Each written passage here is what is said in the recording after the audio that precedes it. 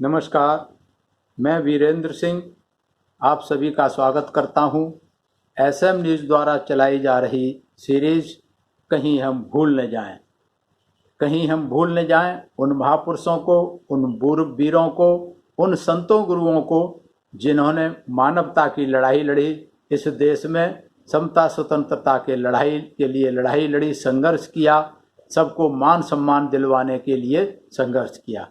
आज इसी कड़ी में हम बात करेंगे इस देश के वीर सिपाही दो ऐसे नामों को जिनका इतिहास में कहीं नाम नहीं है, और वो नाम है आला और उदल और उनकी टीम।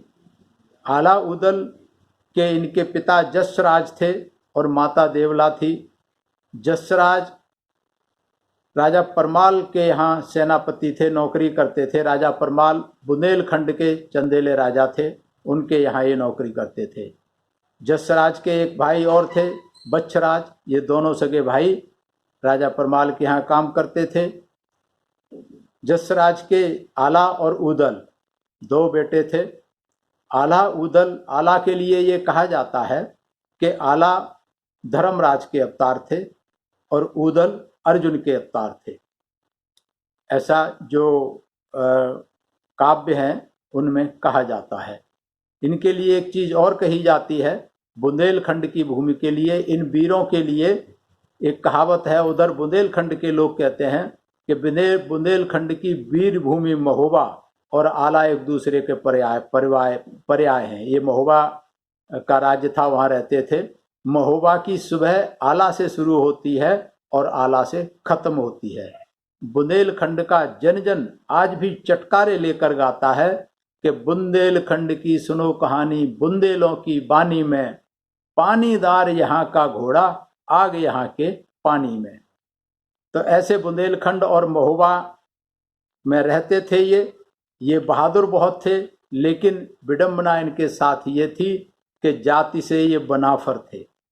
बनाफर जात ओछी जाति मानी जाती थी और उससे संबंध रखते थे, इसलिए इनको कहीं कोई मान सम्मान नहीं मिलता था। ये राजा की सेना में जरूर थे, लेकिन बाहर राजा तो सम्मान करते थे परमाल, लेकिन बाहर इनको कहीं कोई सम्मान नहीं देता था।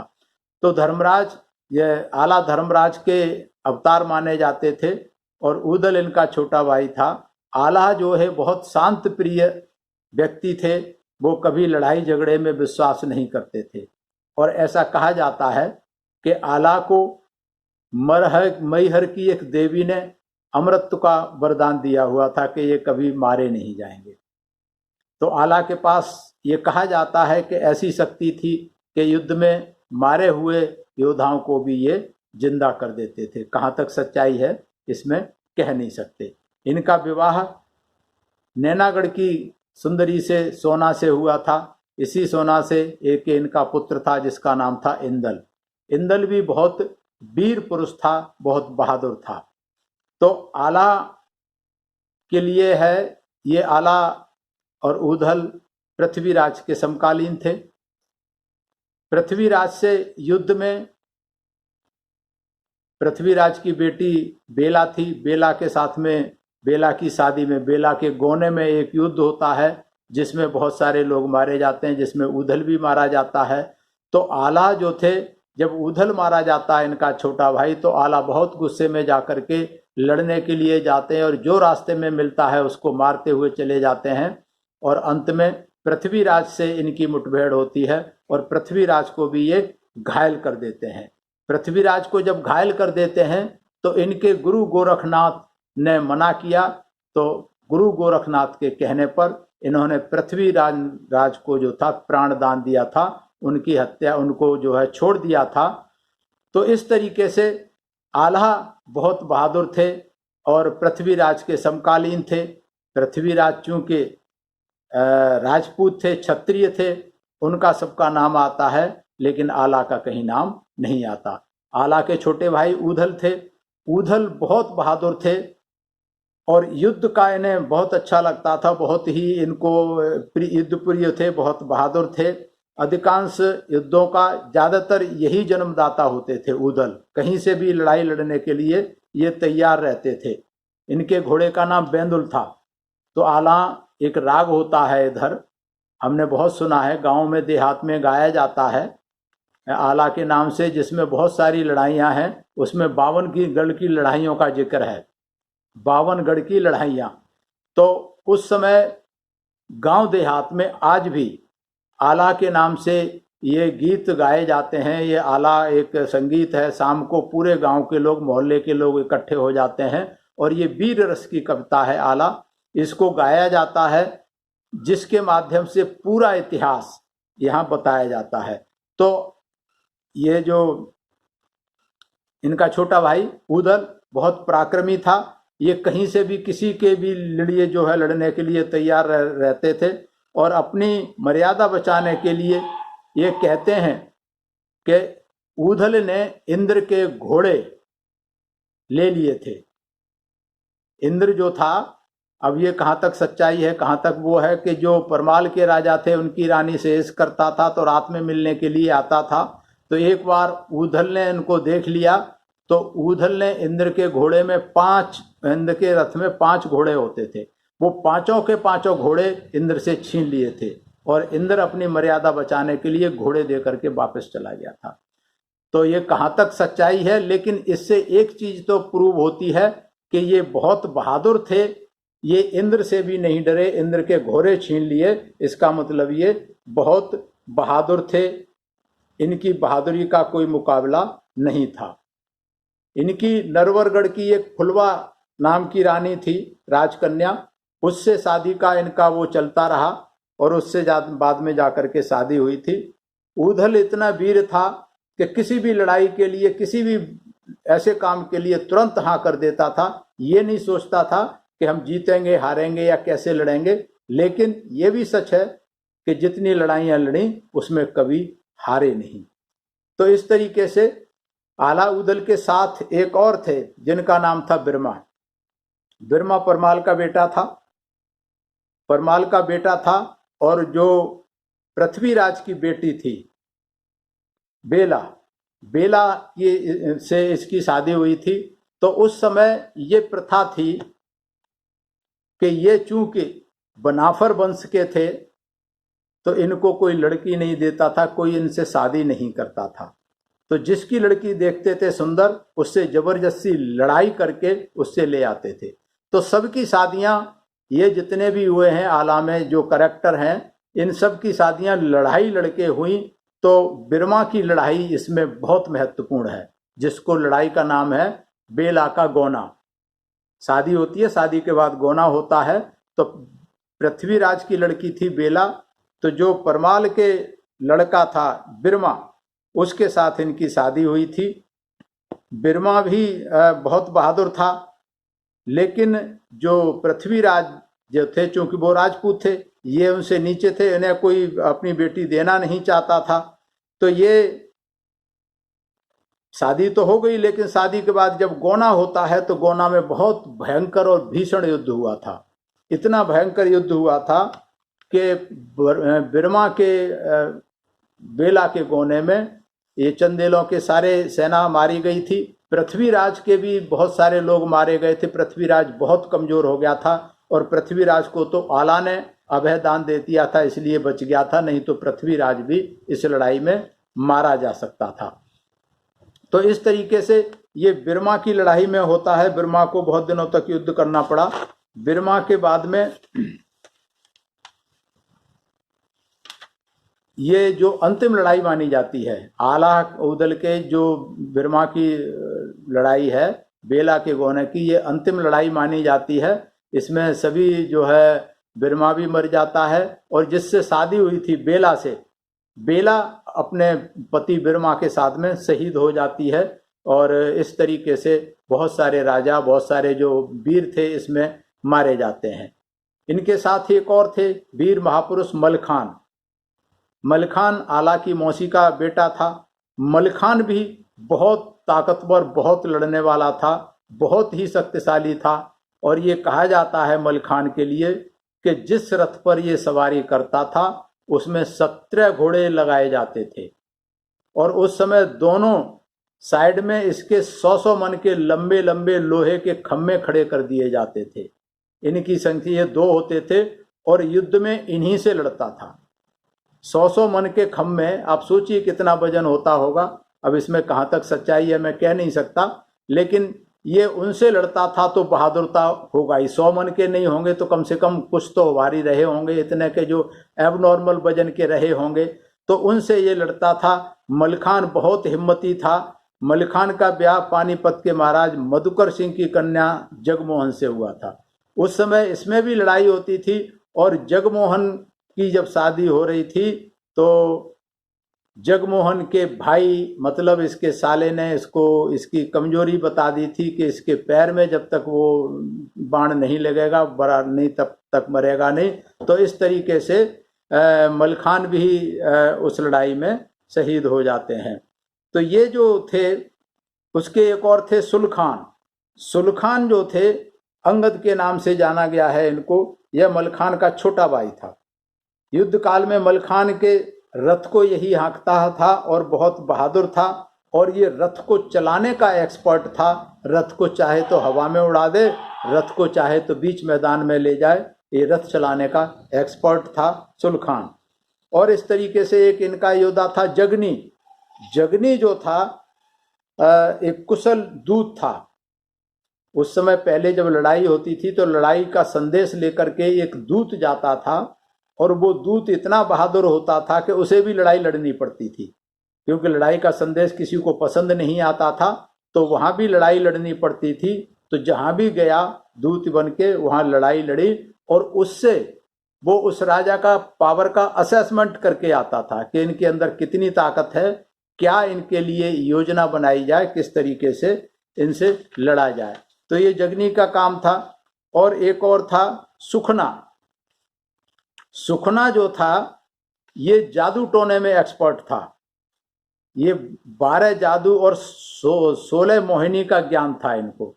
तो उस समय की जो आला के हिसाब से मैंने भी सुनी है, मैंने आला बहुत सुनी है, पढ़ी भी है, और आला में जादू टोने का बहुत महत्व था। उस समय जादू टोने की लड़ाई होती थी। जादू से कोई किसी को पत्थर बना देता था, कोई किसी को गधा बना देता था, कोई किसी को तोता बना देता था।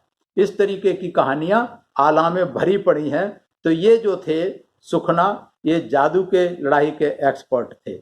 इसके बाद एक कैरेक्टर है ढेवा, जिसका नाम डेरिया भी जानते हैं। ढेवा भी जो है इसमें आला गायक डेरिया के ढेवा शब्द का प्रयोग करते हैं। बना डेरिया ये जो आला उदल के साथ ही रहते थे और हमेशा जो स्ट्रेटजी बनाई जाती थी, जो प्लानिंग करनी होती थी, जो नीति बनाई जाती थी, ये उसके एक्सपर्ट थे कि किस तरीके से किस राजा को हराना है, कैसी नीति बनाई जाए, ये इस बात के एक्सपर्ट थे। और एक और थे लाखन। लाखन जो थे राजा थे और जयचंद के लड़के थे। ये महाराजा जयचंद के लड़के थे और ये भी चूंकि उधल इनसे इनकी दोस्ती थी तो ये आला और इनकी तरफ से लड़ा करते थे। ये भी बहुत बहादुर थे। इसके बाद एक कैरेक्टर आता है आला में सैयद। सैयद जो थे युद्ध कला के बहुत बड़े ज्ञाता थे। ये बुजुर्ग थे। वृद्धावस्था में कुशलता से युद्ध में जुझाने का काबाला सैयद ही था। इनका पूरा नाम बुढ़वा सैयद था। तो ये जो थे मंत्री इनको कहा जाता था कि जो मंत्रियों की सलाह थी, ये जो राज चलाने के लिए और युद्ध कौशल के ये ज्ञाता थे। और आगे कैरेक्टर का नाम आता है भगोला। भगोला एक अहीर जात के थे। ये बहुत ही शक्तिशाली थे और इनका खूब बखान करते हैं। ये जो लड़ाई में जाते थे तो बड़े बड़े पेड़ उखाड़ लेते थे, पेड़ों से उखाड़ के लड़ाई करते थे और सेना में भगदड़ मच जाती थी। और एक और कैरेक्टर था महत्वपूर्ण, रूपा। रूपा जाति का बारी था। युद्ध नियंत्रण की चिट्ठियां यही पहुंचाया करता था। यह पहला मोर्चा इसी को संभालना होता था। इस तरीके से ये 12 लोगों की बहुत महत्वपूर्ण टीम थी आला के साथ में। और इन्होंने जो था, इनके लिए कहा जाता है कि उस समय 3 राजपूत राजा थे। एक परमाल थे महोबा के, दिल्ली के पृथ्वीराज चौहान और कन्नौज के जयचंद राठौर। इन तीनों राजाओं के लिए ये कहा जाता है इस समय महाकाव्य के नायक असाधारण वीरता के साथ राजपूत स्थिति भाई आला और उदल हैं, जिनके कारण महोबा की रक्षा और इसके सम्मान की रक्षा है। इनके काव्य को कलयुग का महाभारत कहा जाता है। इन्होंने जो लड़ाइयां लड़ी इनको कलयुग का महाभारत कहा जाता है। और किसी ने इनके बारे में लिखा है, ये विकिपीडिया में लिखा हुआ है कि जितनी लड़ाइयां इन्होंने अपनी शादियों के लिए की, क्योंकि इनकी जितनी शादियां हुई उसमें बहुत भयंकर लड़ाई हुई, युद्ध हुए, कोई बेटी अपनी इनको देना नहीं चाहता था तो ये जबरदस्ती लड़के लाते थे। तो जितनी लड़ाइयां इन्होंने अपनी शादियों में की उतनी लड़ाई अगर ये अपने युद्ध, अपने राज्य विस्तार के लिए करते तो शायद ये चक्रवर्ती सम्राट बन गए होते उस समय, इतने ये बहादुर थे। और आज भी आपने देखा होगा जो शादी होती है, शादी में जो बारात चढ़ती है, आतिशबाजी चलाई जाती है, उसमें गोले चलाए जाते हैं, तो ये इसी की पुनरावृत्ति है, इसी पीरियड की, कि जब शादी नहीं होती थी जबरदस्ती शादी करके लाते थे तो चढ़त करके जाते थे। तो बारात कहते हैं ना, बारात की चढ़त हो रही है, बारात चढ़ के आई है। ढोल नगाड़े जो बारात में बजाए जाते हैं वो युद्ध के प्रतीक हैं, जो आतिशबाजी चलाई जाती है वो सब युद्ध के प्रतीक हैं। तो इस तरीके से ये प्रथा आज भी चली आ रही है कि शादी में जो हम बारात चढ़ा के ले जाते हैं, ढोल नगाड़े बजाते हैं, ये इसी कल्चर की प्रतीक है। तो ये जो इतने महापुरुष थे, इतने वीर थे, ये पृथ्वीराज के समय में हुए थे और पृथ्वीराज को इन्होंने धूल चटा दी थी। ये ऐतिहासिक तथ्य है कि पृथ्वीराज से मोहम्मद गोरी की 2 लड़ाइयां लड़ी थी। एक 1191 में पहली लड़ाई लड़ी थी जिसमें पृथ्वीराज ने मोहम्मद गोरी को हरा दिया था, वो चला गया था। दूसरी लड़ाई 1192 में लड़ी थी जिसमें पृथ्वीराज पराजित हुआ था और मारा गया था। तो इसके पराजित होने का बहुत बड़ा कारण कहीं ये आला उदल थे, कहीं ये गोना का जो ब्याह था, पृथ्वीराज चौहान की बेटी का जो ब्याह था, गोना हुआ था, उसमें सारे योद्धा मारे गए थे। पृथ्वीराज के भी सारे योद्धा मारे गए थे, कुछ चंद बचे थे, तो बहुत कमजोर हो गया था। इसी कारण पृथ्वीराज की मोहम्मद गोरी से जो 1192 का नारायण में जो युद्ध हुआ उसमें उसकी पराजय हुई, उसमें उसकी अंत हुआ, उसको मोहम्मद गोरी ने मार दिया था। और ये कहा जाता है पृथ्वीराज के बारे में, ये लिखा हुआ है कि वो 21 बार या 23 बार जो है पृथ्वीराज ने उसे अभयदान दिया, छोड़ दिया और बाद में उसको मार दिया।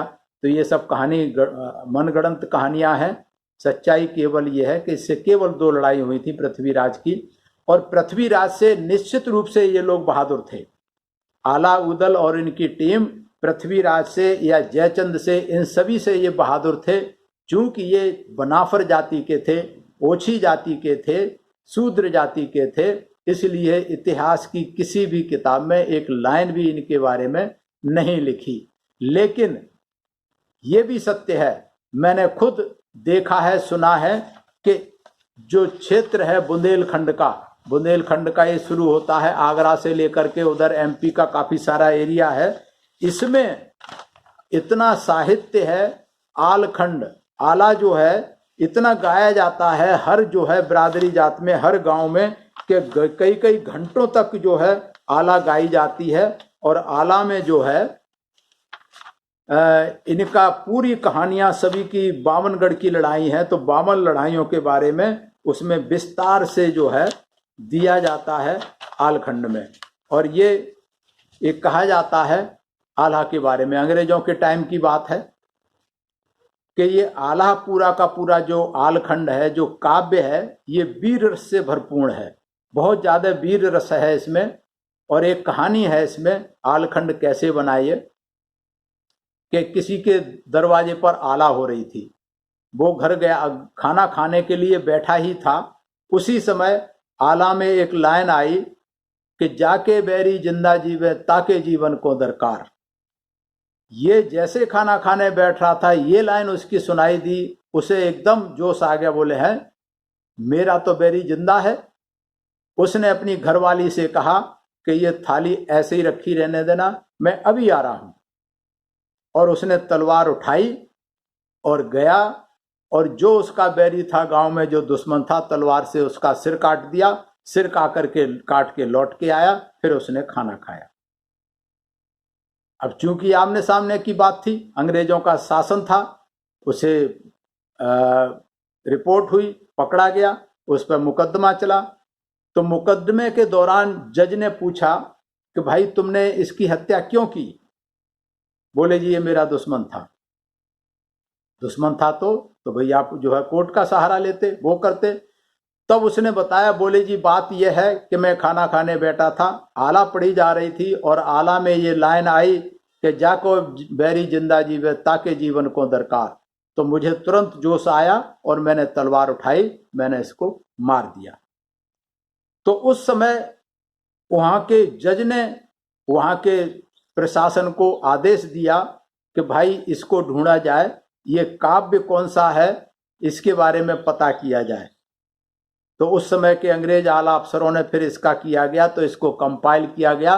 तो जो आलखंड जिसको कहते हैं, जिसमें 52गढ़ की लड़ाइयां हैं, वो अंग्रेज अफसर ने कंपाइल कराया था इस वीर रस के कारण कि इसमें एक लाइन सुन करके इसको इतना जोश आ गया कि इसने जो था उसको मार दिया। तो वीर रस की ये कविताएं हैं। आला बहुत ही एक्साइटिंग है और हर किसी को ये सुननी चाहिए। मैंने बहुत सुनी है, गांव देहात में बहुत होती है, खास करके उस एरिया में। तो जो इतिहास किताबों में नहीं लिखा, वो इतिहास लोकल साहित्य में भरा पड़ा है। आला की बहुत सारी किताबें मार्केट में उधर मिलती हैं। सभी लड़ाइयाँ जो है अलग अलग भी हैं, 52गढ़ की इकट्ठी भी है। तो इस तरीके से वहाँ इतिहास को जिंदा रखा हुआ है। तो हमारी ये जिम्मेवारी बनती है, एसएम न्यूज़ ने ये जिम्मेवारी ली है कि ऐसे महापुरुषों के इतिहास को हम खोज के लाएं, उनको समझें और दर्शकों तक पहुंचाने का काम करें। तो आज मुझे बहुत खुशी हो रही है आला उदल के इतिहास को बताने के लिए, क्योंकि मैंने आला खंड जो काव्य है इसको बहुत नज़दीक से सुना है और बहुत ही वीर रस का कविता है। और ऐसे वीरों को जिन्होंने इतनी लड़ाइयाँ लड़ी, ये शूद्र होते हुए भी। और एक खास बात और थी, आला की जो सेना थी, परमाल की जो सेना थी, इसमें कोई क्षत्रिय नहीं थे, सब शूद्र थे, बैकवर्ड के थे। दुनिया, तेली, गंगुआ, चमार, भंगी, कोरी, इस तरीके के सारे लोग इसमें थे, कोई क्षत्रिय नहीं था। और क्षत्रिय के ना होते हुए भी इन्होंने जो उस समय क्षत्रिय थे, जो राजपूत थे, उनके नाकों जो है चने चबा दिए थे। तो ये इन्होंने सिद्ध कर दिया था कि लड़ाई लड़ना, युद्ध जीतना केवल क्षत्रिय का काम नहीं है। अगर हिम्मत है तो दूसरी जातियां, जिनको शूद्र कहते हैं, जिनको कमजोर कहते हैं, जिनको गुलाम कहते हैं, वो भी लड़ाइयां लड़ सकते हैं और वो भी लड़ाइयां जीत सकते हैं। ये मैसेज आला के माध्यम से जाता है। तो मैं नमन करता हूं उन वीरों को, जिन वीरों ने अपनी काबिलियत के तौर पर इस व्यवस्था की जड़ें हिलाई, एक नया इतिहास रचा कि सेना सिर्फ क्षत्रियों का युद्ध करने का काम नहीं है। दूसरे लोग भी जिनको युद्ध की मनाही थी, उन्होंने पूरी सेना तैयार की, युद्ध किया और बहादुरी के साथ युद्ध किया, बहादुरी के साथ वीर गति प्राप्त की। मैं नमन करता हूं ऐसे वीर योद्धाओं को, आला उदल और उसकी पूरी टीम को। और मैं दर्शकों से निवेदन करता हूं कि आप लोग भी जानने की कोशिश करें। बाजार में इनकी किताबें मिलती हैं, वो पढ़ने की कोशिश करें। और बाजार में नहीं जा सकते तो इंटरनेट पे भी बहुत सारी जानकारी अवेलेबल है। जो भी मैंने जानकारी दी है उसके आधार पे दी है, किताबों के आधार पे दी है। तो आप लोगों से मेरा निवेदन है, आप लोग भी ये जानकारी करें और जन जन तक पहुंचाएं। मैं बहुत आभार करता हूं आप सभी का, आपने मेरी बात को सुना। और ये सीरीज आपको अच्छी लग रही है तो आप इसे लाइक करें और ज़्यादा से ज़्यादा लोगों को बताने का, पहुंचाने का काम करें, इसे शेयर करें। आपका धन्यवाद, सभी का आभार। और एसएम न्यूज़ का भी बहुत बहुत आभार जो इस सीरीज को चला रहे हैं। भूले बिसरे वीर योद्धाओं का, महापुरुषों का, संतों गुरुओं का इतिहास जन जन तक पहुंचा रहे हैं। सभी को नमस्कार। अगर आपने अभी तक हमारा चैनल सब्सक्राइब नहीं किया है तो सब्सक्राइब करें और घंटी का बटन बिल्कुल भी दबाना ना भूलें ताकि सभी लेटेस्ट खबरें पहुंच सकें आप पे सबसे पहले।